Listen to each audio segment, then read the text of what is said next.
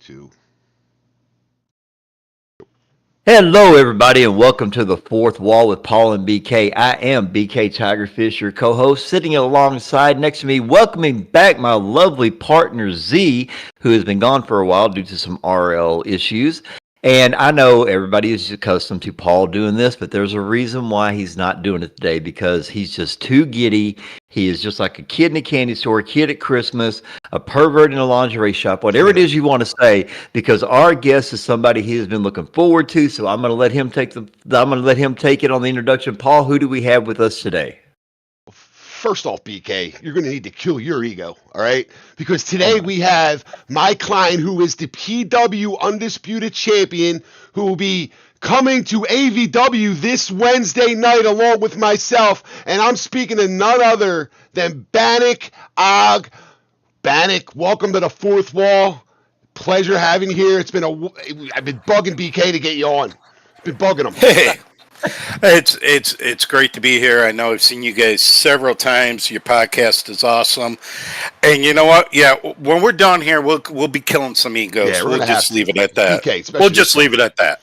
Yeah. I'm sorry, but the two biggest egos we have right now are sitting beside Z and I. So I want to see how you two are going to kill each other's egos. I really, really do.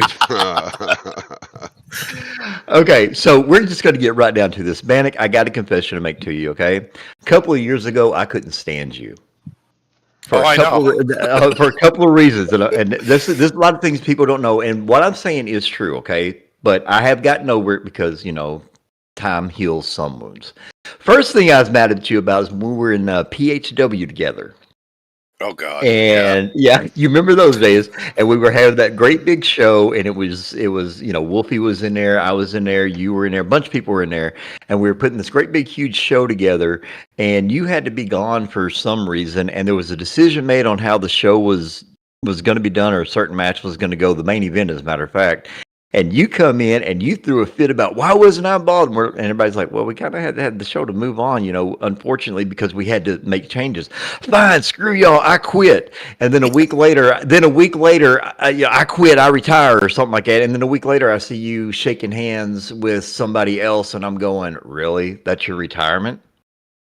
So honestly, I do not remember that, and I know at PHW, when we were in PHW, if anybody knows me, if you look at my name, my name is Bannock V2, because we were hacked. If I remember, I got hacked just before that show was supposed to start, and we lost everything. We just sat there and watched everything disappear, and that's how Bannock V2 came about. And I don't remember, and bygones are bygones. But what else did you hate me for, too, besides that? Now, I can say this now because we're no longer family. But when you partnered my former SL mom and then pulled a ghosting trick on her. Oh, damn, Bannock. Oh, okay. All right. Actually, I can actually clear that up right here, right now. Okay. I actually moved from Cleveland to South Carolina, and I was offline for a little bit. And then when I came back, she was nowhere to be found. Oh, see, because it was the other way around. Because when you were moving, nobody told us you were moving, and all we heard is, "Yeah, we partnered," and I don't hear anything from him. It's like we're all no story. And then, I actually knew her in real life. Oh, did you? And she knew I moved, and it was just like, oh, okay. I come back on. It's like, well, guess what, Bannock? Wow. Welcome to the show. But like more in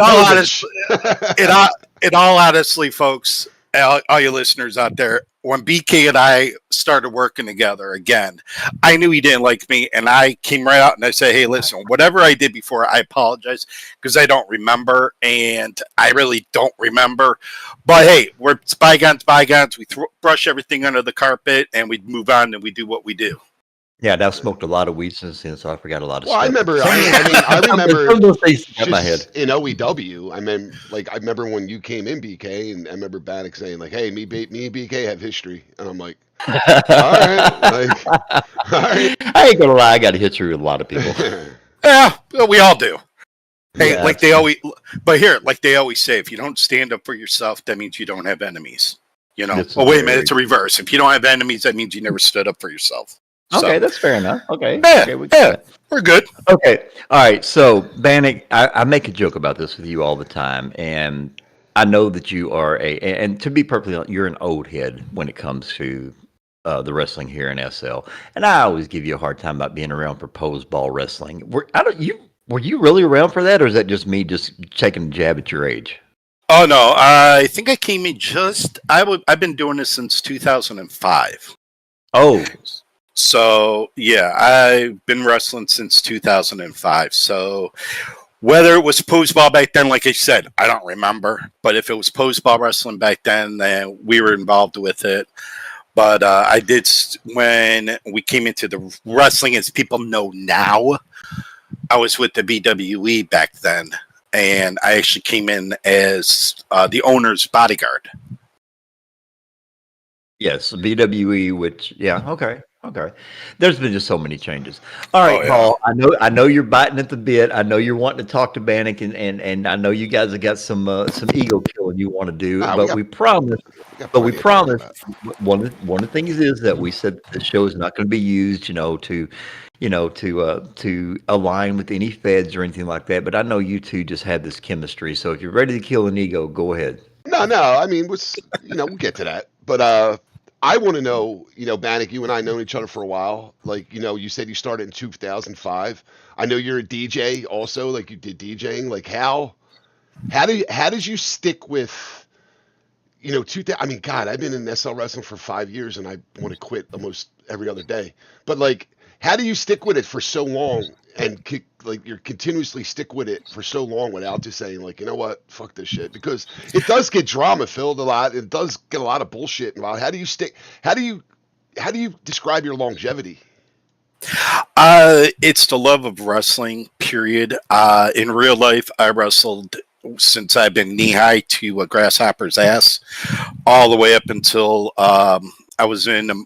People don't know this, but I'm an amputee in real life. I wrestled in high school with one leg. I've been following real life wrestling since the 80s. I don't try not to miss any shows. I watch as much as I can, and it allows me to do something that I always wanted to do. I love entertaining people. That's why I was a DJ. I've recently retired. After I got inducted into the Hall of Fame, I retired from DJing, but I love entertaining people. And a lot of times, people who know me outside of the ring know that I'll take the shirt off my back and give it to you. People who know me inside the ring know that I'm probably one of the biggest assholes in professional wrestling because I'm always in character. Yeah. That's what now you're sitting across from. Yeah, but Paul and I mean, when Paul and I teamed up, our chemistry was there immediately. When we were in the OEW, we've gone head to head on promos. A lot of people don't realize our promos are not scripted. Paul and I can sit there and feed off each other, just like you and I can, BK. We can feed off each other and know what we're going to say, and the other one reacts to it. It's just entertainment. It allows me to do something that I love to do. So also about another thing a lot of people don't know, and again, what big announcement coming, we're going to be the sponsor now for Bannock's clothing line. Whatchamacallit, bitch, please. You also make your clothing line, Bannock, which I know listening and talking to you, it's been the longest running clothing line in SL. One of. I can't. One of. I've been doing clothing. I've been doing clothing in SL since 2007, and we've done a lot of clothing for federations, MCs, clubs. It's just something I like to do. It keeps me out of trouble. Basically, I don't run around and nuke Sims anymore or do any of that crap. I make my clothes, and I like to see people wearing my clothes. Speaking of wearing this clothes, I got a shirt on today, BK. You don't have an ego killer shirt. You might need one. You're an ass killer. I got my own shirt. Z makes my shirts for me. Ha ha ha. Z's the one that makes my shirts for me. She's but like real quick though, like me and Bannock, like this is the history of how we got together. OEW closed. We were kind of taking breaks and everything. Bannock, you went. I think it was you first, right, Bannock? I honestly, I don't remember who went Anyway, first. I whatever think we went happened, together. whatever happened, we got contacted by Vince and everything, and Vince says to me and Bannock briefly talked about it, but like Vince said to me, like, hey, Bannock really wants to work with you. Like maybe you come and work with him.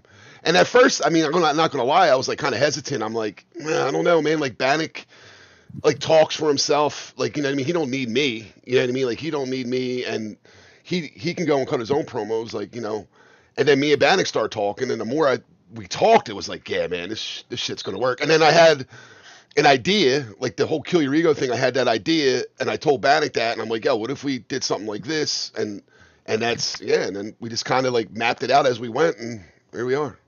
But yeah, like we instantly had chemistry. Like it was, like you and me, BK, like we have chemistry too. Like me and Bannock have chemistry. Like it was just like instantaneous, and it made sense for us to be together going in there at that time, and still right now. It's been over a year. And I also remember you telling me, what Bannock mentioned earlier, as you said about non-scripted promos. That's something that you and I did. Yeah. And Bannock, Paul was telling me after he and I cut that first shoot promo in OEW, you shot him a message like, I didn't realize you guys had heat like that.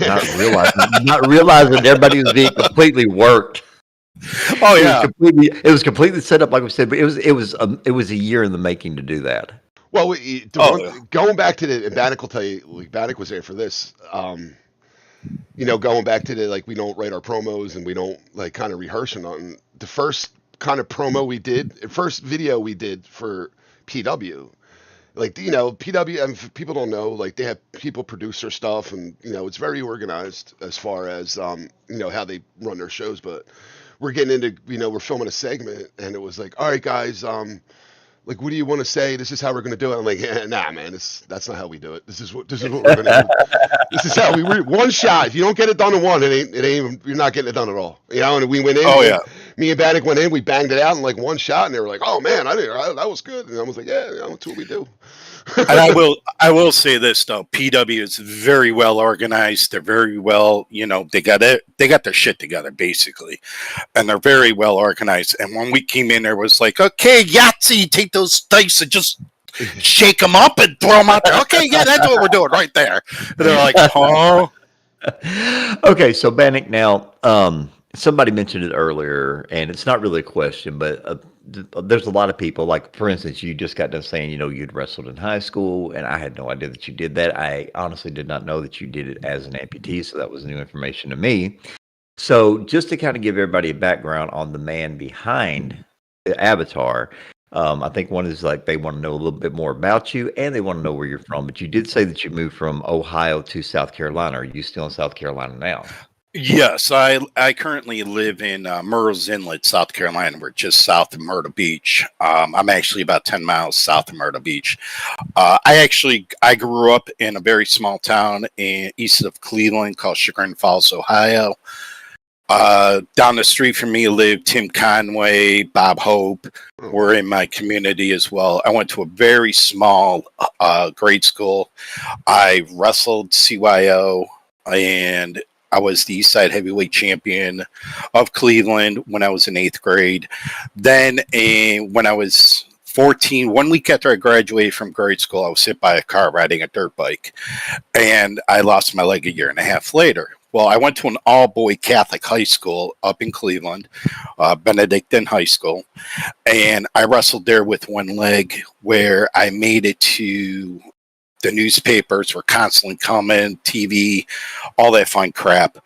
I've been in sports my whole life. I'm in my 50s now, and my body feels like it's in the 80s, my 80s. But I've been a DJ in real life. I worked for several radio stations in Cleveland. Then I have a daughter who's a high school chemistry and physics teacher. She's actually going for her PhD. Yeah, I wonder where she got her smarts from. It wasn't me. But anyhow, when she moved out, I said, screw this. I'm tired of the winters. Anybody up in Northeast Ohio or up north knows the snow can get bad. So I moved down here to help take care of my parents. Then my dad was taken away from COVID. And I've been raised in a sports family my whole life. My father is he's in the Boxing Hall of Fame in Ohio. I've been trained to fight my whole life. That's why SL gives me a opportunity to do what I love to do. And Paul can vouch for me. There's other people here who can vouch for me. I sometimes do more than what I should do and put my own health. Yep. But last season, a lot of people don't realize this, during the season finales, I ended up in the hospital, but we were still there to do that, to do the shows. So now I'm more guarded on what I'm doing. But the real life me, I'm divorced. I have my one daughter, raised my daughter myself. Been a victim of domestic violence. That's why I don't like portraying men versus women in SL wrestling, because I feel you don't need to promote that kind of abuse to women. I'm just me. You know what I'm saying? Yeah, and that's all that anybody can ever ask of you. Right. Okay, so you mentioned that you were a high school wrestler. Yes. Amputee, unfortunately amputee, but apparently you were able to overcome that and show that you can succeed. So before, and you said you come from all kind of sports background, your family and everything else. What got you interested in professional wrestling itself before doing it in SL? Watching it on TV. I'm a big real life wrestling fan. Some of those who know me know, this past weekend they just had SummerSlam. I predicted what was going to happen after the first night, before the even match started, the main event on Saturday night. Yeah, I saw it coming. You did say that. Yeah. Yeah, and I just love the professional wrestling in real life, and I'm blessed that I'm able to do it in Second Life. That's why a lot of times I get crap from people. Oh, how come you won't go here? How come you won't go there? Well, you mentioned it earlier, BK. We try to keep kayfabe. Right. I can come on here, I can cut a promo right now and, cut down half of everybody that, in wrestling. But when I go into an arena, if I go to, say, a BCW event, I go in there as Bannock, the ego killer, the renegade, and I'm constantly mouthing off to people. I've been to a DCWF event one time where I had the commentator almost in tears. I've been to an event where an old friend, him and I have a few going back decades, and I sit there and I cut him down, and then his family in that SL family gets pissed at me and come after me. Well, I tell you what, whenever you can be a heckler during a match and you get on the wrestler's quote unquote soft side so much that you end up getting fired from a Fed, then you're hanging with Z. You're hanging with Z on that one. It's funny though, because right before we go out and do anything, me and Bannock, I always say to him, Raiders or music hits, and I'm like, yo, let's go fuck shit up. Bannock always is like, goddamn right, and we go out, we do it, we come back, and it's like before everything we do, we always say that. Let's go fuck shit up. Oh yeah. And Paul told me, okay, yeah, they wait for us. And I'm like, yeah, that's right. They wait for us. So our log entrance, it's like first time we did that, they were screaming at us in production. Go. What are you guys waiting for? Oh, they're waiting for us. Right. But it gets to the point where a long time ago, I believe it was in my first stint in the OEW back in the day, I was in an MC, and I'm just I was messing with the president of my MC, who was a friend of mine at the time, and I'm going, I'm messing with them. One of the members of the MC didn't know we were goofing around and actually griefed me right before the main event. Literally ejected me, kicked me offline, and I'm like, oh my gosh, we're trying to panic. And it was just hysterical because people took it that I'm really that way. I've only been a face one time in my career since 2000. Only once? Only once. Oh, okay. We're OEW. We're OEW. Yeah. A little bit. Yeah. Yep. OEW, they were telling me, well, we're going to make you face. And I'm going, okay, how the hell do I do this? What's that? It's about like telling a race. That's about like telling a race car driver to turn right.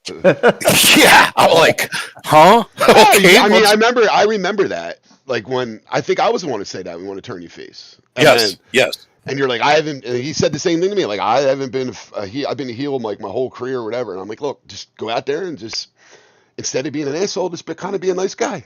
You know what I mean? Like be like you are in your real How'd that life. work Like out? you know, no, Yeah. I mean he did good. I mean we did pretty good with it. I thought. He just did pretty good with it. No, he did. I All mean, right. I don't remember anything where like, wow, man, Bannock can't be a fucking heel or can't be a face. I don't remember having that conversation. So it was, Yeah. it was good. I mean, there is people who's better than me. BK were like, wow, man, they can't pull this off. You just see it right away. But no, it went good. Yeah, I completely get it. Okay, so you said that you're, tremendous wrestling fan, real life.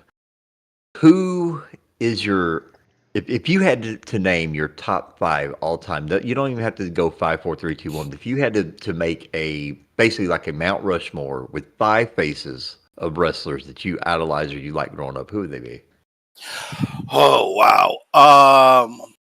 Chris Benoit, first guy who really comes to mind. That guy, for his size and he was just like a ravaged Wolverine in the ring. Yeah, I know he had crap going on in his real life, but he's just awesome when it comes to that. Wow, back in the 80s, Nikolai Volkov. Oh, that's a good one. Okay, all right. You don't hear that all. Here's a guy who was from Minnesota that pulled off a Russian to the point where he was getting death threats. Well, you mean Nikita Koloff? Yes, Nikita Koloff. I'm sorry. Okay, Nikita Koloff. I got you.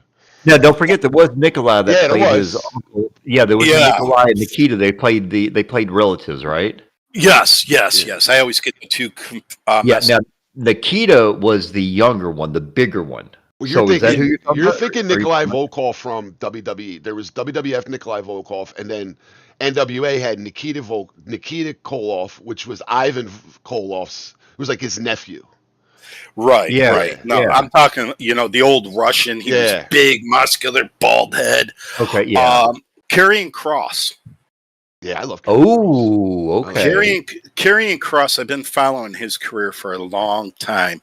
I currently don't like what they're doing with his character, but the guy can be so much more. And he's so nice in real life, but yeah, he plays such an idiot on, in the WWE. So evil. Jeez. I'm probably going to throw some people off on this.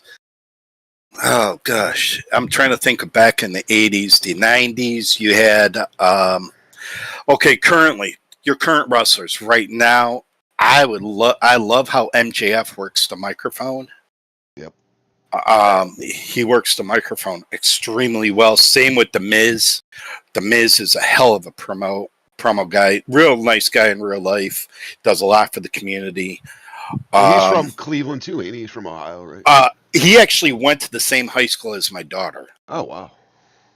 And they go to school together? No. My daughter's not his age. Oh, okay. He actually was at that high school, and what he does, a lot of people don't realize this, but he in Parma, Ohio, where I used to live, he used to pay for underprivileged kids to be able to play sports because it's a pay to play. He would pay their way. Oh, nice. And nobody knew about that.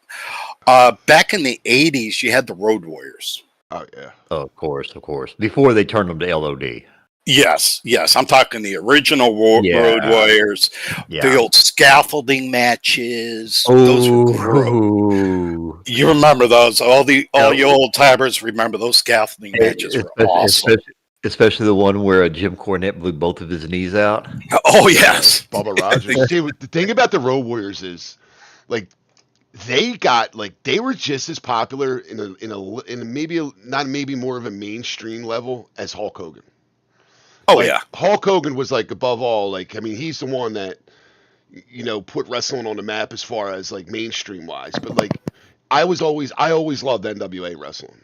And like when they would come out, people would lose their freaking minds, like the Road Warriors, just as much as they would for Hulk Hogan. Like people realize how popular like the Road Warriors were back then. Oh, absolutely. Yeah. And Okay. people got real quickly too. People have got to look at some of these wrestlers. A lot of them go, "Oh, I remember when they were in the WWF." No. The WWF watered them down, commercialized them so much. You need to go back to the original days in the NWA and the regional wrestling feds where they And were in. And USWA, Smoky Mountain. Oh yeah, yeah. big time. And back in not WCW, but WCCW. Yeah, Texas. Wow. Yeah. Oh yeah, that's going back. Oh, that's going way back to the Von Erich days. There's another group that was popular. Von Erichs were super over. Freebirds. And did you know that Terry Von Erich was an amputee? Yes. Below the knee amputee. Yeah, yes. And that's the reason why he wore all those garters. Right after the motorcycle accident. Yeah. Okay, so you were so you got to the Road Warriors as being part, on your Mount Rushmore. How many more you want to name off? I mean, this is your mountain. You can make it as big as you want. But I was saying 5 just to be modest and whatnot. But there's the Undertaker. The Undertaker, Mean Mark back in the day, the Undertaker, he always stayed in character. He always tried to protect the business. I met him in a club down in the flats of Cleveland one time, and he was still in character. Even around people, he was always in character. Sid Vicious, Psycho Sid. There's another guy who, did everything he could for the business. Another excellent microphone worker was Scott Steiner. Yeah. There's so many that you can put up there. But nowadays, I get in arguments and debates about AEW and versus WWF. Well, they're two separate. The WWF is so glorified, so geared towards the kids, where the AEW is more geared towards the old-time wrestling fans. You know what makes that worse, though? I just noticed this. I don't know if I always follow a lot of wrestling on Twitter. I may not watch all the shows, but I always know what's going on. The one thing where wrestling is different than everything else is you have AEW and you have WWE, right? So say WWE or AEW's on Wednesday, the next day they're like, AEW got 500,000 people watched it. Oh God, they worry about the freaking TV rating. There's no other entertainment show on the planet where, for example, Grey's Anatomy, you don't see people who the next day be like, Grey's Anatomy got a 5.2 rating last night. Wrestling is the only sport, the only form of entertainment where people worry about. Last night, I'm on Twitter on X and I'm reading the live reactions to SummerSlam, and then you have the AEW group, right, and you have the WWE group, right. All the 8 people in AEW group is oh, look at how many of them seats are tarped off. Who cares? Why? I don't get, there has to be some type of tribalism, with wrestling, especially with AEW. Look, I'm not a big AEW fan. I follow what's going on. I don't watch every one of their shows. But it's at the end of the day, it's still wrestling. You know what I mean? I don't understand why there has to be this whole, ratings war thing. And, oh, my God, NXT got the lowest rating since this quarter. And AEW's got the high. Who cares? Just fucking watch it. It's all about entertaining, just like we do here in that. And just like even your podcast, we're here to entertain people. You guys are very informative. SL Wrestling, we're here to entertain people. Whether you're wrestling in front of 4 people or you're wrestling in front of 110 people, it's still, you put on the same show all the time. Just like if, people who are DJs. If you're DJing to 4 people, you're DJing to 110 people. You put on the same show. Yeah. Regardless. Yeah. Absolutely. Okay, so we're talking about favorites and we're doing Mount Rushmores. And since Bannock Ogg, the ego killer, has a sidekick mouthpiece by the name of Paul Scumbag Superstar Slater, why don't you tell us who's your Mount Rushmore of managers / valets? In real life? Yes. Bobby the Brain Heenan, number 1. Yeah. Paul Heyman. Okay. Oh geez, let's see. Paul Ellery. Oh, Yo, that was a good one. Oh, okay. Road Warriors, okay. yeah, and the last one would probably have to be Classy Freddie Blassie. Okay, fair enough. You Okay, know who so my favorite, like one of my favorite was, and he's super underrated, and no one ever talks about him being Jimmy a great Hart. man. Jimmy No, Hart. Slick. Remember Slick? Oh Dude, he was so yeah. good. He was so good, and no one ever talks about him that much. That's Captain, true. I agree that one of your listeners is saying Captain Lou Albano. I agree with that Okay. one too. Captain Lou Yeah. was great. Oh, and don't forget when before he turned after he come from being a ref and before he got into the quote unquote executive position, Teddy Long can talk some shit too. Oh yeah, a good manager.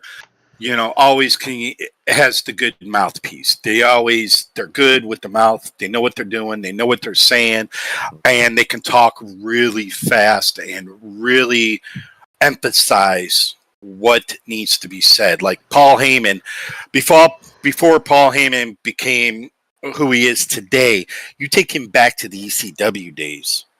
Yeah, go back to WCW, Paulie Dangerously. Yeah, Paulie Davis. Oh yeah, I mean Dangerous there Line. are so many good ones. I personally don't like when the women come down. No offense, ladies, but some of the women who come down really don't need to be next to the ring, because it's like, okay, all you're doing is trying to be eye candy outside the ring. When China. What's that? China, yes, what's her name? I think that's more of like, I mean, you don't see that a lot nowadays. Like the valet, like I mean, Elizabeth. You had Elizabeth back in the day. I remember in NWA you had Baby Doll. Yeah. Who was the other one? God, what the hell was her name? Missy Hyatt. You don't see that nowadays. Like you had the Miz, his wife comes down with her, but you don't really see valets as much as you used to before. And then No. you got a couple in here that mentioned Jim Cornette. Yeah, Jim Cornette's great. Jim Cornette was great, especially when he had the tennis racket. Oh yes, the tennis racket was always great. But those are the ones that stick out. You know what I'm saying? But don't forget. But then you also had the ones that, and I'm sorry, it was completely hilarious. But Mr. Fuji, he was great. He was great. He really was, because he played that whole thing where the English was broken, so it really people off because he couldn't understand what he said, even though they were talking trash about it. He was talking trash about him. They didn't know what he said, so it made him even madder. I thought that was great. Yeah, it's a lost art now. I mean. And then of course with the Horsemen, you had four of the greatest people in wrestling, and then you had J.J. Dillon that just added to it. Yep. Oh yeah, and the chemistry has to be there between the valet, a manager, and their wrestlers. The chemistry has to be there. Yeah, and of course, and Paul Bear has been mentioned, of course, before Taker started talking and went to the American Badass, went through the ministry and all that. But Paul Bear, I mean, he pulled that. Brother Love. Oh my God! Oh, that's right. Brother Love was the Undertaker's first manager. Yeah. Oh, that's right. Yeah. Now look at him. He's an executive with the WWE. Yep. Exactly. Oh, that was actually okay. I forgot all about that. I really did. I forgot about Brother Love. Who's the? I love you. Okay, so we've talked about RL Hill for a little bit, so let's hop over to the SL side. You've been doing this 100 years. You just admitted it. You've been doing this about 100. Well, it's 20 years real life, which you might as well say 100 years RL. We know how RL time works. We really do. 1 week is worth 6 months. We know that. Yeah, it really is. So, in the time that you've been in this in SL, and all of the feds you've been in, and all the people you've run into, and the people, your frenemies, your enemies, the people you love to work with, who was your favorite match with? Oh wow! Yes, I did. Holy crap! He probably had about like 3.5 million matches. Yeah, probably. Well, there was one. There's one of the wrestlers in the premiere right now who just celebrated like his 1,000th match, or I forget what it was. I think it was 1,000 matches. I sat there and thought to myself, wow, I've probably been through so many of them. BK, you and I have faced each other in the ring. Yeah. Mike, but I was so I didn't really know much back then when it comes to yeah. You carried me. I'm not gonna lie, you carried me. Okay, my longest rival I've ever had in SR Wrestling is with JW Beasley. JW and I have been feuding for almost 15 years, I would have to say. To the point where he's asked me anytime I do a promo not to imitate him anymore. Because I can do his voice almost perfectly.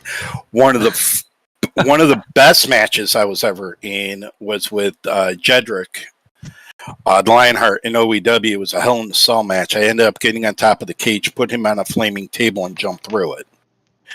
That sticks in my mind. I've Wolfie Kessel. Wolfie, I actually won my first title against Wolfie in a Hell in a Cell. And believe it or not, Vince Aftermath was my manager at the time. Okay. One of the best workers to work with is, I will have to say, by far, Derek Hall. Not Derek Zane. I'm sorry, not Derek Hall. Derek Zane. I was going to say Derek Hall had been mentioned in a long time. He was actually one of my trainers. Him and the Dune Snowpaw were one of my trainers back in the day. Oh, wow. Yeah. But Derek Zane is a hell of a person to work with. He goes the extra mile to help carry some of these younger wrestlers. Yep. Derek Zane is excellent to work with. Some of the matches recently that I've been in that we've done real well with, the recent storyline that we just came out of was an awesome storyline. Great matches. Oh boy, I've had so many. Shoot. Yeah, hold on, Bannock. Do the Xander Garcia answer. You know what my favorite match is, BK? The next one. Next one. True.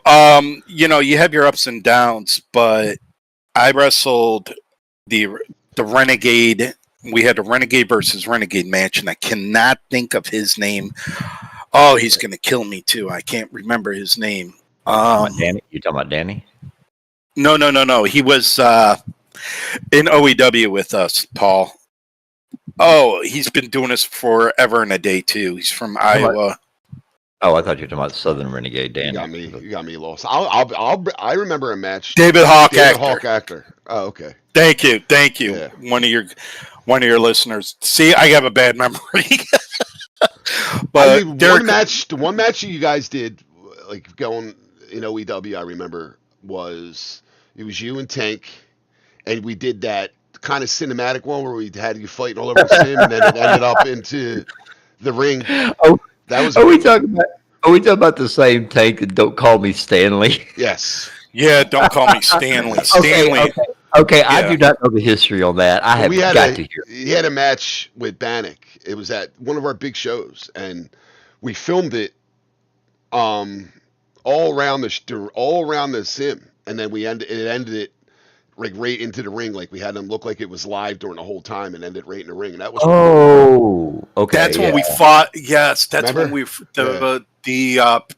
the free preview or pay per view, the big show that we did was at the roller rink. Yeah, the roller rink. That's right. And we had to time it for, and we had to like, okay, all right, we're doing this, and then you got like somebody to pop go, hit the doorway. Okay, we're going through the door. But we sounds about right. I've been in matches to where everything has been such a cluster, you know what, that we're calling the match in the call. Yeah. And it's like, okay, hit me. And then you know that you got to sell, and you're selling what the other person's doing. Sometimes those matches are great. Sometimes they're not. I mean, one of the funniest matches I was ever in, and I still bring this up to this day, my first ever Royal Rumble. back in the day in VWE. Seth, the owner, was in the back, and I'm in the ring, and Bryce Ketterly comes running down the ring. He hits the ramp F5s and goes right over the opposite side of the ring, right over the top ropes into the crowd. Bryce was supposed to win it. I never forget Seth in the background freaking out. And we're all in the ring going, okay, now what do we do? You know, and it's like, I mean, then he got the nickname the Crisco Kid. Do what we do, Bannock. Me and you've been known to call audibles in the middle of the match the last few seasons. Well, one of the classic time, one of the best things I can still remember to this day is when Paul over there made his debut. Nobody knew he was coming. He gets teleported into the ring.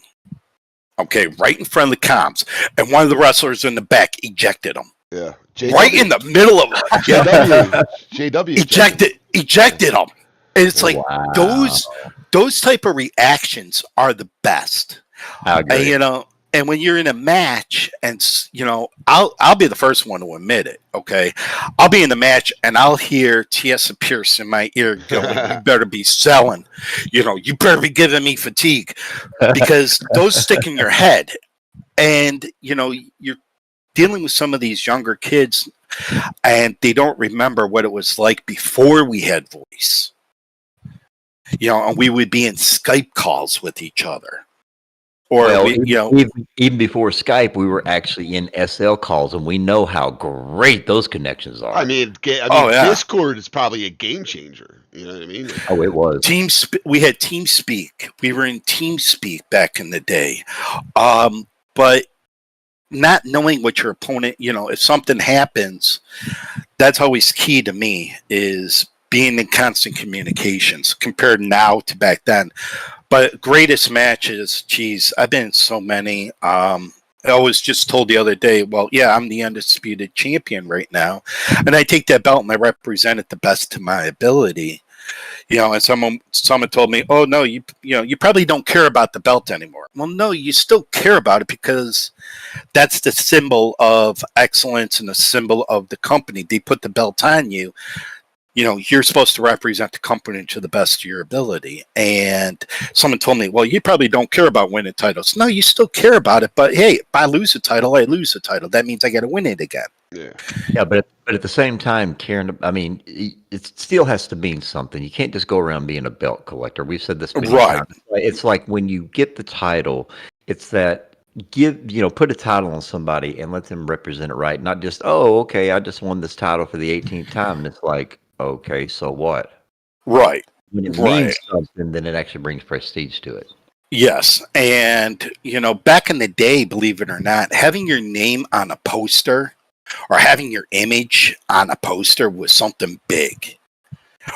You know, back, you know, not everybody had their pictures up there. You had to earn it. And I noticed nowadays, you know, you got the different pictures of all these people. It was always used to be like the main event. And to me, that was always something earned. And I actually have every single poster I have ever been on. I have it displayed in my office. And you cherish that kind of stuff. Yeah, it's like when we were talking about the PHW back then. I don't know, and I know your memory is bad, and I'm not making fun of you, it's just the truth. There was a time where I got into a storyline with, I can't remember her name. Saved my life. Really crazy girl. Always come in on different props and this and that. But the whole thing was that, and people are going to laugh, I got hurt, come out, was on crutches, and then she dropped like 1,000 Pokeballs on my head, knocked me out, had somebody drag me out of the ring, and then for like a couple of weeks she was brainwashing me. Got into storyline with the title holder, won the title, and then we had a big, at the time we were calling them free previews. And the poster was done because it was called Possession, and because of the character that I had with the brainwashing, I was used for that, and that's the only time, and that was in PHW, that's the only time that my face has ever been used for premiere on a poster, and I still have it to this day. Yeah, I mean, we cherished stuff like that. Absolutely. You know, But yeah, All right, let's go ahead and let's get some bills paid really, really quick because we actually have some really great announcements coming up. So if you haven't already, make sure that you like and subscribe and tell everybody about us. No, we're not trying to get YouTube famous, but we do want more people to pay attention to SL to show that there's more than what they have seen on TV. So we do want to thank you all who are listening to The Fourth Wall with Paul and BK live on Dark Star Radio at darkstarradio.com. Aaron's Domain, Limitless Pro Wrestling, aka LPW. Premier Wrestling. And ladies and gentlemen, we have the privilege to announce right now that we have just entered, before, as a matter of fact, just a couple of days ago, into a new sponsorship partnership with whatchamacallit, as we are sitting here with the CEO of the company. And if I'm not mistaken, Bannock, you have an announcement about a giveaway, about our giveaway that we've been talking about since we reached 100 subscribers. oh yeah, we're going to be giving something away. But you know what? I think these people need to stay tuned and find out what it is. What do you guys think? We hold them off a little bit. Yeah, hold them off. Yeah, we'll hold them up for a little bit. So They've been waiting. Yeah. Don't tell them week 1. Let's wait till week 8. Yeah. I see what you did there, BK. But anyway, yes. Make sure that you have any questions for Bannock. Go ahead and get them into Z because we're about to hit up here into the question and answer session. But before we get into that, I want to kind of go back to what we were talking about, where I said your favorite match or who you were in one of your favorite matches with. Right now, off the top of your head, your dream match. Well, my dream match currently, oh wow, probably would have to be me as Bannock versus Derek Zane, or have Derek Zane and I tag team together. Okay, against oh wow, oh man, that's a hard one. That's a hard question. I would, because currently I'm with Premier Wrestling, and to keep it with Premier Wrestling. No. This is one of those things that, just to let everybody know, when we talk on this show, when we say dream match, that's all it is. It's a dream. It's not going to be set in stone or anything like that. No affiliations, just off the top of your head. Because, like, my dream match, yes, I am on the Premier roster, but my dream match, to be perfectly honest, and I know that it would probably never end up happening, but me personally, my dream match is to, and people are going to hate me for this because I have some animosity towards him. I would just say that his initials are SC. Let's say that. Okay. My dream match would probably be against Josh Paffa. That's a different one. Okay. Yeah. Papa's come up quite a bit. Pafo is a technical wrestler where I'm more of the powerhouse 6'11" guy. I love to work with him. I think we can put on one hell of a match together. Agreed. That would be really, really interesting match, to go head to head with him. Then you get Derek Zane once again keeps popping up in my head. There are so many excellent wrestlers out there nowadays. But yeah, probably Josh Pafo. Okay. All right, Z, do we have any questions that have come in for Bannock since we gave a little bit of extra time there? I honestly have not gotten any questions from anyone. Oh, nobody wants to ask us a question. Well, I don't think it's like they don't want to ask the question. I think they're scared of what the answer is going to be. No, ask away. Ask anything. Hey, people who know me know I'm an open book. I mean, you want to know, how I came up with this or that or the other thing? Hey, we'll do it. Okay. Yeah. No, Mike. Yeah, Kim's not here. Mike's not here. So question answers aren't here today. So there's a laundry list. There's a laundry list completely gone out the window for now. Okay. Oh, excuse me. Ooh. But you gotta. One of the things.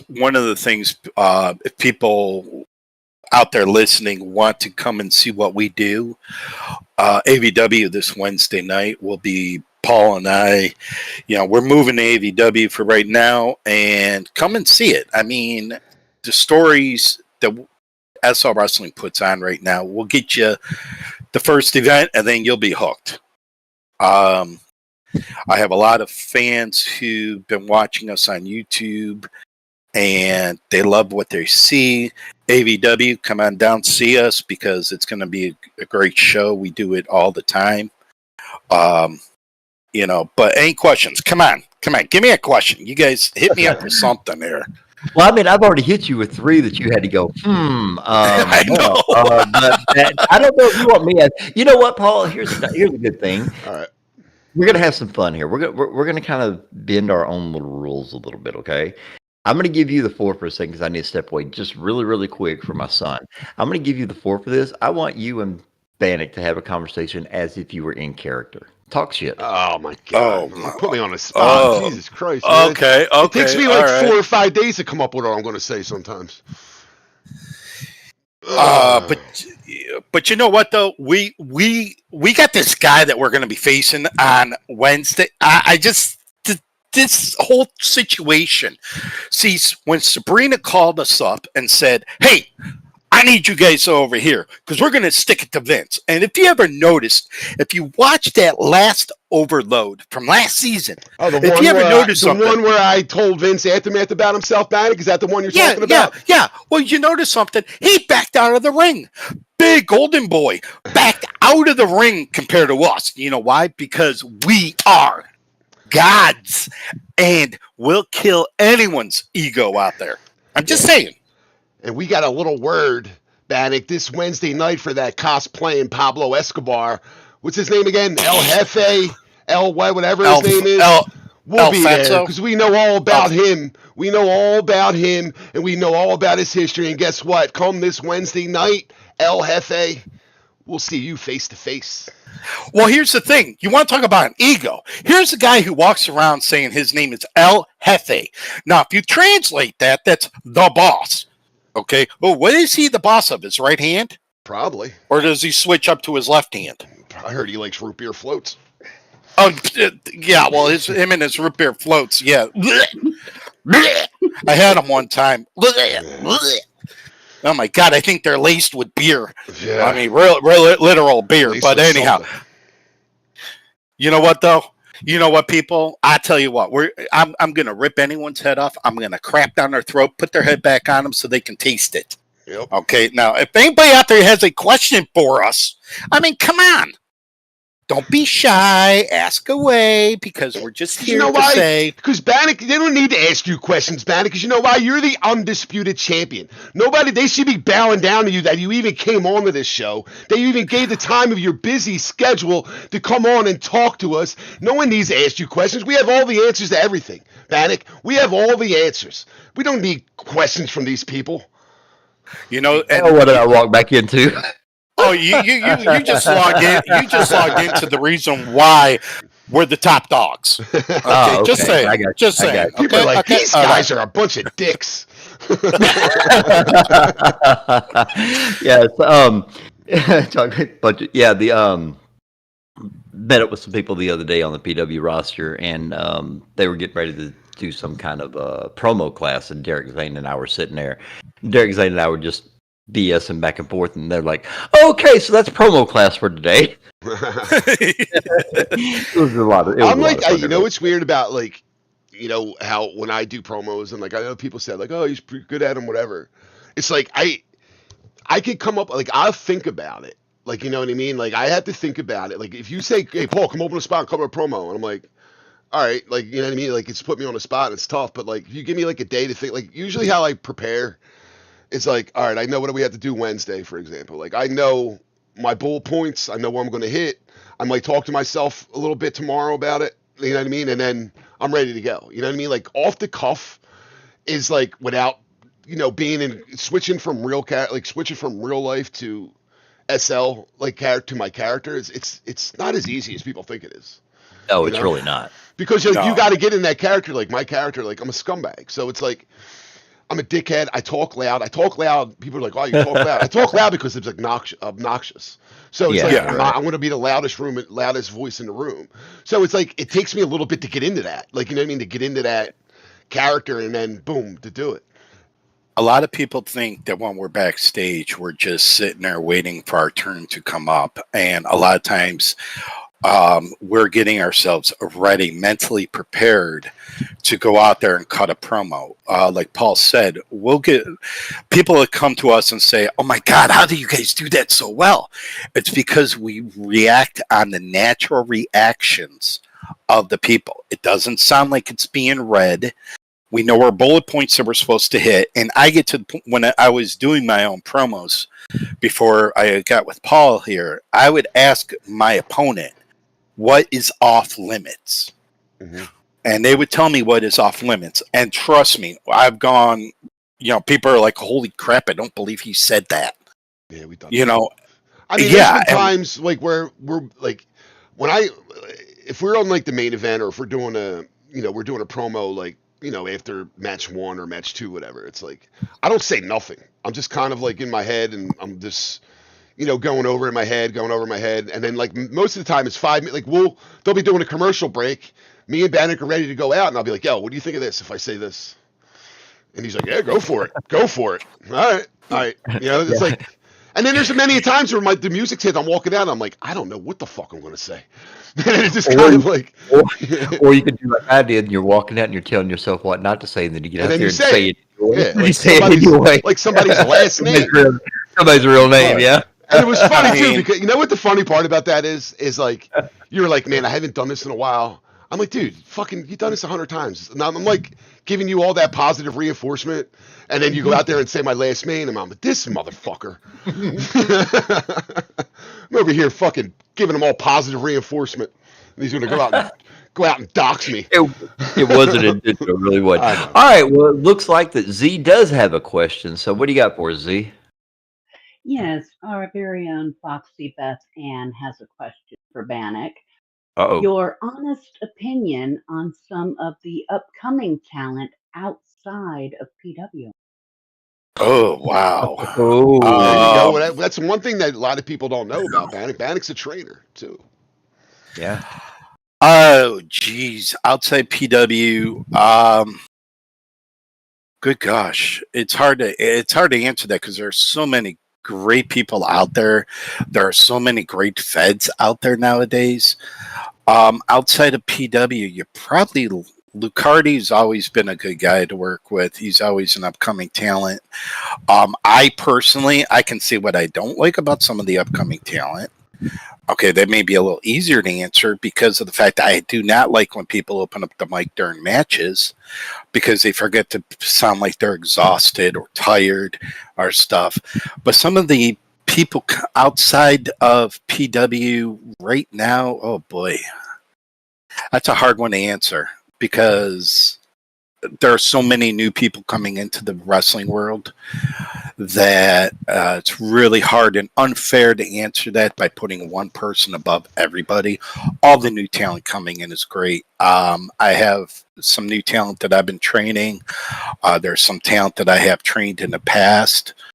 But just actually point out one person is very hard for me to do. Okay, well, I mean, it's very fair because sometimes you can point out one person, sometimes you can't. So, all right, that's very, very fair. All right, well, you were saying that, earlier, some stuff we were talking about things you like, things you don't like. That's something we haven't touched on with you because we do it with our other guests. So it's your turn. What is something that you feel has been very beneficial to SL Wrestling? And something that you think has not necessarily killed it, but kind of dragged it down a little bit. Something that wasn't so great for it. Oh, what I feel is great for SL Wrestling since I've started is the use of Discord and voice. I try to tell my trainees it is key. It is essential to be in a call with your opponent. Because if something happens, I'll give you a perfect example. We're going to pull the curtain down here. You guys ready? I mean, am I allowed to pull the curtain down? Yeah. Oh no, that's why our show's called the Fourth Wall. Okay. Just All Break that right. fourth wall. through it. All Yeah, right. Well, I'm really going to break down the fourth wall here. All right. All right. At the end of Attitudes last season, we were in a storyline with Ren, and he had a real life issue come up just before the match where he had to take care of it right away. Ace stepped in for him during that match, and Ace was in the call with me, and I kept telling him, okay, just hit me, because Ace did not know any hotkeys that were in there. And that's another thing that's really improved SL Wrestling is hotkeys and macros. I'm just saying. But he didn't know the hotkeys, and I would do something to him, and then he's popping up. It's like, okay, fine, we walked through that match through voice. Mm-hmm. And if we did not have that voice communication going, that match would have been a cluster, you know what. And that match went off without a hitch too, you know. Yeah. And, Paul was in the shark cage. It was very well done because we were able to communicate with each other. We knew what, okay, if he hit me, I knew I had to sell my chest. All right. And it was we were like totally off script whatsoever. If any of these commentators were following us, then, they were screwed because we were completely off script. I'm dead serious because it was like, oh shit, we were supposed to do that. Crap. Okay, that didn't work. Let's do this. And that really helped. And I really take my hat off to Ace to be able to step in and do that, to make that come across like nothing. Like Paul said, it went off really well. One of the things that killed, one of the things that's really hurting SL Wrestling to this day, and I'm a firm believer in this, is that people nowadays think they know more than the veterans. We get some rookies that come in that know this and know that and know this, and it's like, dudettes, I've forgotten more crap than you're telling me. You get some of these people who are coming into wrestling that know everything 2 weeks after out of training. Lack of practicing. People, they don't want to practice. Well, you know what? If you don't practice, you're going into a match cold. It's going to look like crap. Which, I mean, it does happen. Yes. What you're talking about with Ace, I had a similar situation in OEW. David Hawk Actor had a match with Scott Hex. Okay. Scott Hex was not able to be there, and I don't even know whose idea it was. They were like, hey, and I know we're breaking the wall, and I know about the TOS and all that, but, they were like, hey, we need you to wrestle Scott, ask Scott. And I'm like, I've never seen this. They said, don't worry, David will get you. And we go in there, and he's walking me through the whole thing. I mean, and I'm talking about like it was 10 minutes before showtime. It's like, hey, we need something. So I had no chance to even look at the card until I got into the ring. Right. Now, one of the things. Go ahead. I'm sorry. No, I was going to say that, that's one of those things, yes, you practice, but sometimes you just got to rely on your ability of what you've done before and what you've learned and everything just to help you get through the match, just to do what's supposed to be done to keep the show going. Right. Exactly. And one of the things that's really killing SL Wrestling today is that everybody thinks they deserve a champion. They think that they need to be, winning every match. They need to, the center of attention is on them. Their egos are getting in the way. People don't realize this. Back in the day, when I first started wrestling, I was a jobber for 6 months straight. I jobbed every single time. And if people who listening don't know what a jobber is, I took the loss every single week. And what I was told by my trainers, you need to earn the win. Mm-hmm. And you get some people now that come out of training and they're in, championship storylines, and then their egos, their heads get huge. It's like, no. Earn your way to that main event status. Earn your way to up the card.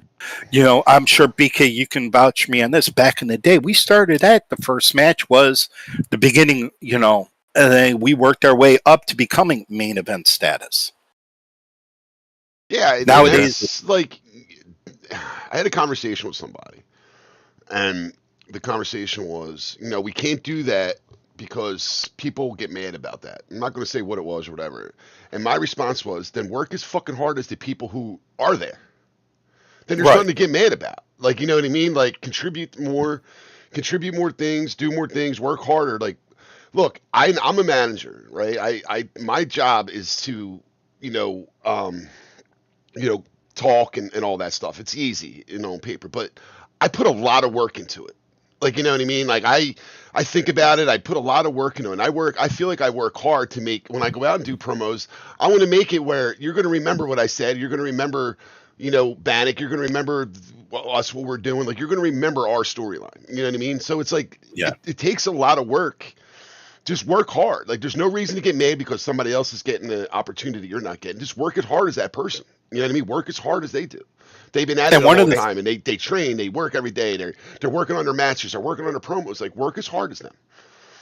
And one of the things that all of us here sitting, including Z, BK, Paul, can all agree to is the commentators nowadays need to really improve on what they're doing.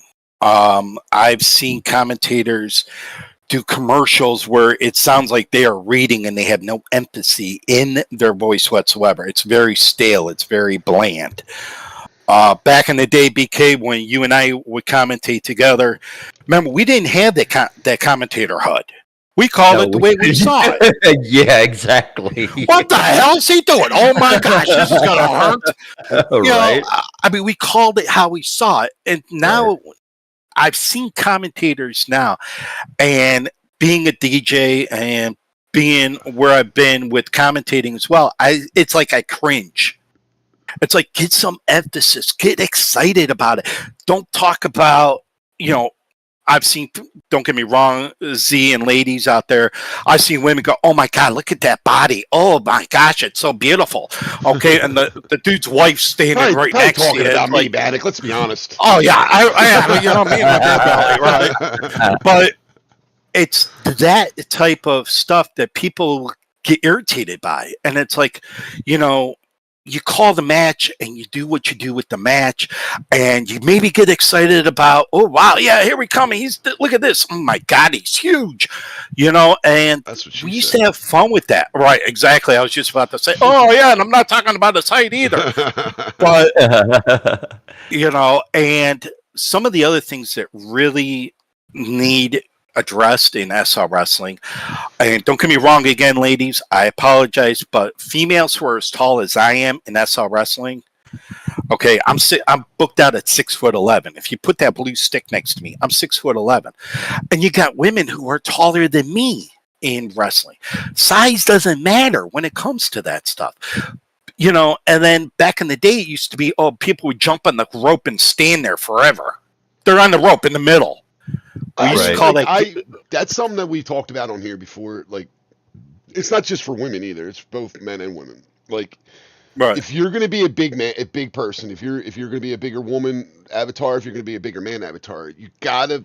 One thing I've noticed, again, probably the last person should be talking because I don't really wrestle often, but it's like, work as that person, work as a big person. Don't get you're 6'11", work as you're 6'11".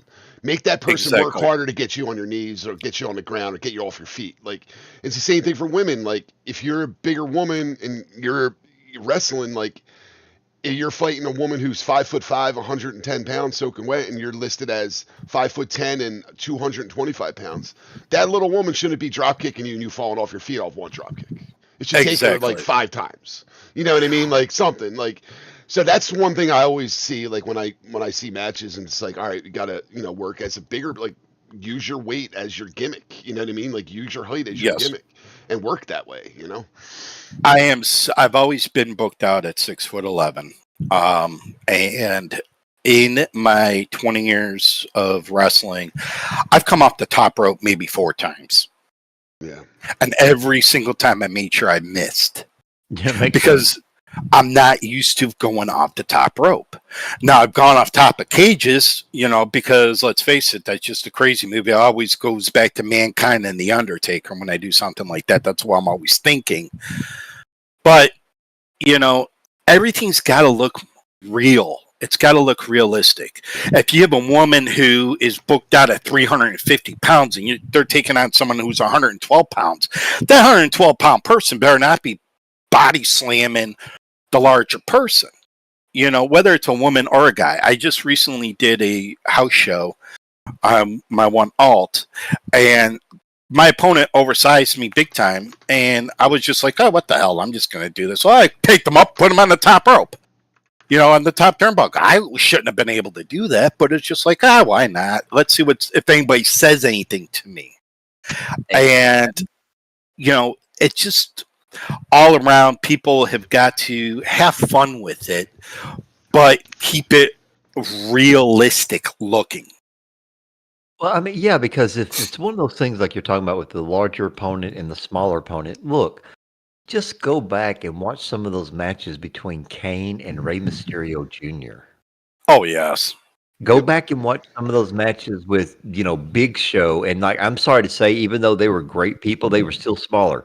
Edge, Christian, Kurt Angle. Oh, yes. They were still smaller people, and they were great with what they did, but they still kept it real. When Steve Austin was doing them Broken Skull ranches, and I think he had the big show on at one point a couple years ago, and the Big Show said, I learned more about wrestling Austin than he learned about like how to wrestle as a big man, because when he was in WCW, no one really told him that. Like Austin hit him with a stunner. And as Austin was grabbing with the stunner, he said, it's going to take 2 or 3 to get you down. Remember, don't go on your feet. And he, like, Austin did it 2 more times. He's like, you're a fucking big man. You got to learn how to wrestle as a big man. Like, you know what I mean? And it took him, like, I'm not going to get you down with one stunner. It's going to take me 1 or 2 more to get you down and get you out so I can pin you. And then I said, Big Show, I remember saying in an interview, said he got better at that. He learned how to wrestle more as a bigger, like a giant, than as opposed to just a regular wrestler. You know, it's important. Things like that are important. Oh, yes, big time important. If you ever watched, like, me as Bannock wrestle is totally different than any of my alts that I wrestle under. You know, they're very, different in styles that they do. And, Bannock isn't going to be doing no missile drop kick off the top rope. Oh, good Lord, I break my neck. All right, so Bannock, apparently, this is not a question, but Z has a comment or a statement that she needs to read off to you. Uh-oh. Yeah, I actually do here. I had a comment from Lexter's when you discussing the matches that kind of get thrown together last minute or are done through Discord because of technical difficulties or any other. Final OEW match, Bannock versus, and I know I'm going to butcher this, but Nganji match. Nganji. Yeah, was all on Discord. It was a last minute thing, apparently. He says you walked through the whole thing together, Bannock and he, and it was a great match. Yeah, okay, that a lot of times too on matches that are called turn out to be better if you have 2 people who work. Nganji and we work well together. There's expertise that are involved there. Like, say, for instance, if BK and I got into the ring together again, we can call the match and be able to pull it off very easily. But a lot of times these newer performers, they don't realize what to do. You follow what I'm saying? There are exceptions to every rule. Please don't get me wrong. Nganji and we fought together a lot of times. We know what we're going to do. One of the things that, if anybody who's been in the ring with me recently knows, I will call the match all the way down through the card. Yep. I do it constantly, and that's just something I'm used to doing now. Where you have some people who come in because they wrestle over in Federation A, and then they come over to Federation B, and they think that they're God because they were in Federation A as a God. Okay, they don't want to listen to what's going to happen.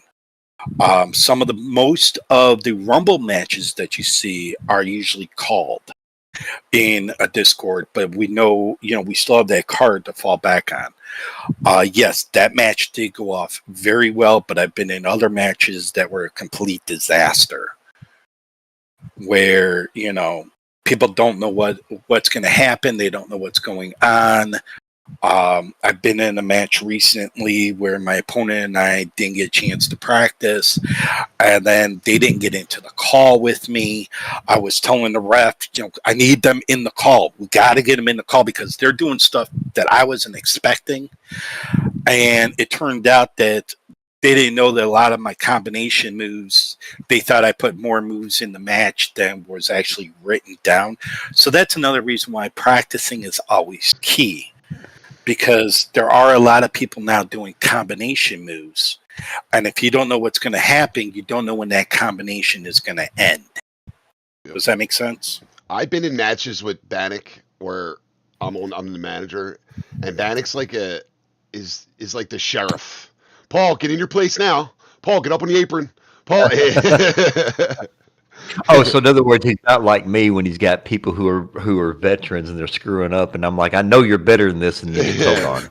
Bannock's always telling me where I got to, Paul, get up here, get the chair. Paul, get the chair, bring it up. All right. Okay, right. so Yes, Bennett, let me ask you this. Something that Paul and I have talked a lot about. We've talked amongst ourselves, plus we've said it before in past episodes about we feel that SL Wrestling, they're getting to the fact where they're not really telling great stories anymore. Do you think that maybe that's attributed to AEW when they started coming out and doing the whole thing with the banner, and it would give what their win-loss record was and this and that, and that's why people started fixating on, hey, it's more important about how many matches you have and how many you win, how many you lose, as opposed to being a great storyteller. Do you think AEW kind of screwed that up for SL Wrestling a little bit? No. Okay. What happened, what's screwing up SL Wrestling and storytelling is, first of all, there aren't that many great storytellers. People have to, like I've said before in this cast, that people want their egos to shine more than telling a story.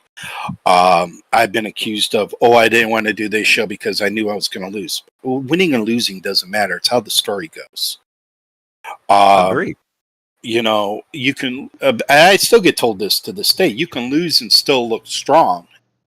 Mm-hmm. It's all about how the story is told. But when some of these storylines nowadays are so far fetched and so off the wall and they're repetitive, they're repeating themselves. It's like you're recycling old stories that you're just putting in new people. It's almost becoming like a lazy of actual good, true storytelling. And storytelling can't be done in a short time. The good stories last a long time. They go on. Look, for example, the perfect example is WWE right now. They had The Boss. Remember when Roman Reigns and Cody Rhodes finishing his story? That storyline took 2 years to make. Mm-hmm.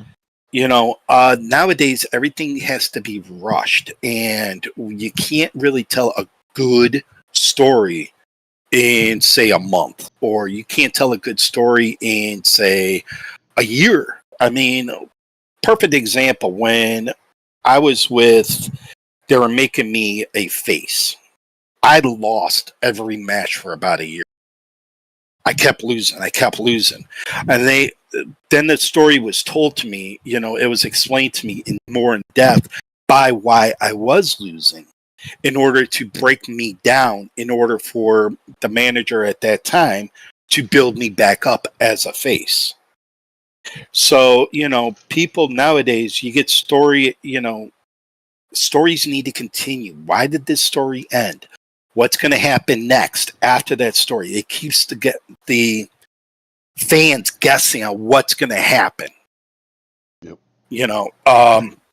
What's going to happen with Paul and I going to AVW? When we show up there this Wednesday night, what's going to happen?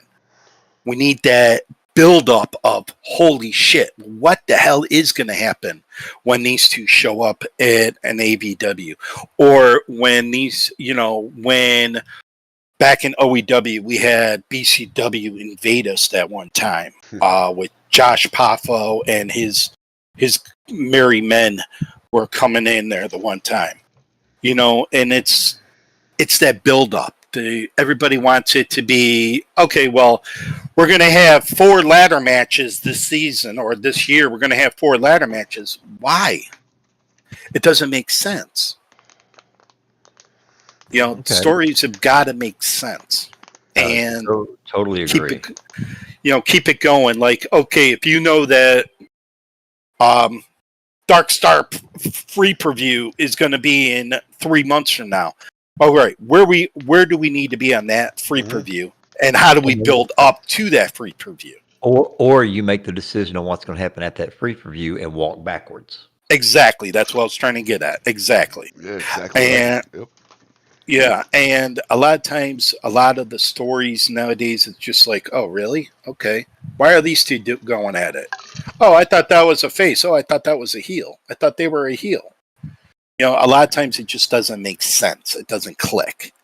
And like you said, recycling, just trying to put a little bit of a twist on it, and then, they have the thing where it's like, oh, well, if this happened on a particular week, then it's expected. It's like, okay, then why would you want to do what's expected? Go the opposite way, do something not expected, throw something else in there.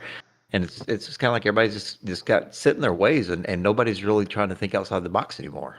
Right, and another thing too is that, okay, I'll just use ABW as an example. We use seasons.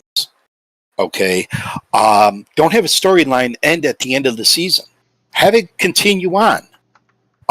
There was a storyline between Stephen McMillan and Matt the Model that continued on to the next season, to where they finished it in the middle, not even in the middle of the season. I think it was like week 3 or week 5. People don't expect it. Right. Like, they don't expect that magnitude of a match to end, to be somewhere in the middle of the season. It's the same thing as if you're watching real life wrestling. Okay, just take SummerSlam for yesterday. Only one title changed hands. Only one title changed hands in all of yesterday's show. And that was at the main event, because they had to get the belt off of Cena so he can face Brock Lesnar. So they had to put it back on Cody. But there's nothing unexpected. If you do a perfect example, AEW did John Moxley versus Cowboy Adam Page. Yeah, they did that in the opening, and it was during regular show. You knew the Moxley was going to lose that match, because it's not a free preview. It's not a pay-per-view at that point in time. Now, to throw that where Moxley won that match, oh shit, they just changed titles, on a live show, or had the Hurt Syndicate lose their tag titles. Which would make sense for them, because they only do, once every 3 months, they do a big pay-per-view? Yeah. You do something like that to throw a wrench into your storyline. No matter what fed you're in SL, everybody doesn't expect, like, say, I'm the Undisputed Champion, me to come in and, lose a title during the season. Midway, or, anywhere in the season, just in a regular match. It doesn't give that off factor, that oh shit factor. Very true. When the one thing that Paul and I have always talked about was like what you just said, that sometimes stories can't be told in 4 weeks. Sometimes they can't be told in 8 weeks. It's like stretch it out a little bit, because it's like you're trying to cram too much into a little short period of time. However, we have had past people on here, and I'll go ahead and say who it was. One of them was Hammer. And he come on here, and when I said, what do you feel is the minimum amount of time that you need for a storyline? I thought he was going to be like you and say at least 8 weeks. He's like, no, minimum amount should be 4 weeks. And that kind of threw me off at that particular time, because I'm like, 4 weeks is very hard to tell a story and get a story foundation laid out and explain why what's going on is going on, as opposed to saying, okay, 4 weeks, you met here, you talked shit, you did this, you had a match. Yeah, I mean, right. It depends on what the story is. Like, I don't think if Bannock, for example, like Bannock's the undisputed champion. I don't think he should be in a storyline for 4 weeks unless it's a side story. There should be one main story. Like it's like, all right, Bannock and BK for the title. That should last at least 8 weeks, maybe even go to another season. But like if you're doing, you know, like two lower, you know, people or maybe somebody new, right? Like you have somebody new that just came off training and just learning how to wrestle, putting them in a 4-week storyline just to get their feet wet a little bit and get to know the lay of the land. I think in some cases that's okay. But like 4 weeks, I mean, people, it's a month, right? It sounds like a long time, but it's not. You have 4 shows to put that together. Like, you know what I mean? And and at the end of that 4th show, like you want to get them to where the direction you want to get them, and that's sometimes it's hard. You know, especially, you know, especially. Go ahead. I have a perfect example in Rise. Koa fought Hiram. Hiram was the Intercontinental Champion. That story went on for, oh Lord, over 2.5 seasons, 8.5, 10 weeks. They fought back and forth, and that story was told until the end, where Koa ended up winning that IC championship. Okay, it built it better. It made it stronger. Where, like you were saying, BK, 4 weeks. I mean, okay, you start talking shit. Next week, you know, this person may have a match. I'll just use BK and I. BK comes out week 1, starts talking shit about Bannock. Then BK has a match in week 2. Bannock comes out and interferes. Then in week 3, Bannock has a match. BK comes out and interferes. Yep. Week 4, boom, that story's done. It's like, what? Wait, what? Why are they fighting each other? Yeah, right. Right. You go the opposite way. Week 1, Bannock comes out, says, you know, he's looking for a contender. BK comes out, challenges you. Week 2, you guys have a match. BK wins because he's cheating. Week 3, you come out and say, hey, you cheated last week. I want a rematch. BK's like, oh, you want a rematch? Okay, no disqualification. Bannock wins. And at the end of that storyline, no one gets over. It's all 50-50, you know? And that's, And sometimes, but I mean, sometimes the 50-50 is definitely worth it, but it really sometimes with the 50-50 is not worth it, because if you don't set it up right, it's going to make it look like, even though you got 2 strong people, it's going to make one look completely not as strong as they should, because they lost a match and then they got one, then somebody got one over on them, and then all of a sudden out of that, it's like you're going in 2 weeks of, oh, you're on the downside of the momentum, but yet you still win the match. Right. It's not supposed to be an underdog thing. It's supposed to be back and forth. And I'm like, you and I talked about this, BK, off, you know, when we've had conversations off, like, I'm an old school guy, you know what I mean? Like, I'm an old school 80s guy, early, like 90s guy, like where if Hulk Hogan was fighting King Kong Bundy at WrestleMania 2, they didn't touch until WrestleMania 2. And that storyline could have lasted for 6 months. And I'm sure they were in house shows and doing shows around where they were wrestling. But on live TV, you never seen them touch. But when you got to WrestleMania 2 and they were inside a steel cage, you were like, oh man, this is going to, like, you didn't know who was going to win. Because you never see, the only time you would see is like Bundy would come out and attack Hogan, would help, and he'd beat him up, Hogan would be out, and then maybe Hogan would come back later on, like a week later, and hit Bundy, and they get his payback, and then it was the build-up. Like Andre the Giant and Hulk Hogan. They wrestled 100 times before that. When I was a kid, ready for that, they didn't touch each other, they didn't do anything. It was all promos, all attacks, and stuff like that. And I sure as shit was remembering going to that match saying, these two never face each other, who's going to win? Like, they don't do that no more. Everything's, because of the generation we live in, not even a generation, because of the time we live in, everything has to be instant. Like, everything has to be instant gratification. All right, John Moxley versus Adam Page. Instead of building up for a pay-per-view, let's put it on right now. Like, you know what I mean? There's no build up to anything. There's no, you know what I mean? You build up. Like, I love writing storylines where, like, you don't, you know what I mean? There might not be a match for 6 weeks. It's just all a bunch of bullshit going on, fighting and arguing and promos and get tax. Because then you want to see that match at the end. You want to see, like, oh man, this is an irresistible force versus an immovable object. Who's going to win here? And it's unfortunately, like in real life wrestling, you don't see that no more as much, you know? Except for like Roman Reigns or Lesnar or somebody like that who has like a special schedule where they only can wrestle once every 3 months. But like, you don't really see that often. Yeah, that is very true. All right, we are coming to the end here, and Bannock when we were doing our sponsor break earlier, you said we're going to wait till the end, so we are at the end. So what announcement do you have to make about this new partnership we just formed? All right, here's what I'm going to do for you guys. All right. I also own Renegade Motors. A lot of you guys know PK. You actually have one of my bikes I built a long time ago. I do. I'm going to build a bike for the fourth wall that you guys can give away. How you give it away is on you. I will produce the bike for you guys and we'll give it away. You guys can give it away as a special promo for hitting your 100 listeners or 1,000 listeners. Okay. I wish we had 1,000. But okay. But that's what we're going to do. We'll give it away any way you guys want. Just give me probably a week to build it. Your next podcast, it'll be here. You can display it all you want. And also, too, I'm willing to make you guys some fourth wall merchandising so your fans can who listen to the fourth wall can actually sport some of your gear for you if you like. If you like, we can, that's all on you guys. I know Z makes clothing as well, but we can, do some merchandising for you. And our partnership, if you stop by my store at Whatchamacallit and Bitch Please, you'll see the Fourth Wall podcast up in big bold lights for y'all. And we'll give you a bike to give away for your listeners. Wow. All right. You can't get much better than that. Ladies and gentlemen, you heard it. We are going to be going in and doing our giveaway. And make sure you are in our Discord server for that. And the winner is going to get a bike from Renegade Motors of the Fourth Wall. Or actually, you know what? We should actually do. People might not necessarily want to ride around with something that's got our faces on it. What if you just offered a custom textured bike? I'll do what I did. Yep. We'll give you the bike design. We'll do the bike, and then whatever they want on the.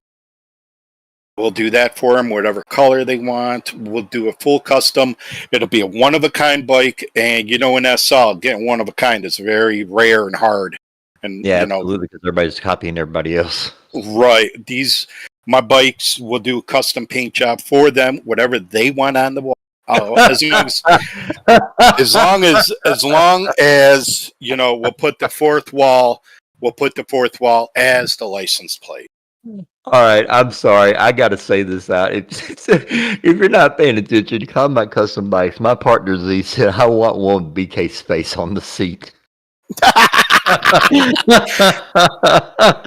Okay, boy. No problem. But wait, is that a good way to have BK's face that you're sitting on? I'm not going there. No. Oh my god! Oh my god! Wait a minute, do we have the tongue going up? Never mind. Paul, I had to. Paul, this is your client. Oh, Paul goes silent now. Paul goes completely silent. He's speechless. He's over there going, I ain't touching that. No way. Right. Oh my god. Extra points for this one. Man, my headphones died right there. Sorry about that. Paul goes silent when start talking about. Yeah, my headphones died. All right, ladies and gentlemen, thank you once again for listening into this disaster of a show. Sometimes we completely go off the rails. Bannock, thank you once again for coming in and stepping in and talking to us. Thank you very much for the partnership, and we hope to catch you all on the next episode. Hey, wait a minute, Paul, who do we have coming up next? Right now, we're in talk, possibly Josh Poffo, BK. Okay, cool. We can always do that. All right, we're Josh Poffo is. Yeah, we didn't knock down a day yet, but he's next on our list. Absolutely, and we got some big names, so make sure you pay attention to the open mic because we are keeping you all informed of who. And also, BK, real quick, we're gonna get a cheap plug right here. We're gonna get a cheap plug. Uh-huh. You want to really find out more about Bannock and I and the Ego Killers? This Wednesday night, AVW, 4 p.m. SLT. Check us out. Our groundbreaking debut, BK, at AVW. Groundbreaking. The only thing groundbreaking. We're gonna break some ground and break some skulls because I tell you what, you're gonna break a wind. They don't know what the hell's gonna hit them this Wednesday night. I'm telling you right now. Oh yeah, and stay tuned too because we got more Ego Killer information coming out shortly. Soon. Oh yeah. Oh, absolutely. All right, ladies and gentlemen, thank you once again for tuning in, and we will catch you all next time. Now we got to kill BK's ego as soon as we hit off the air, Bannock.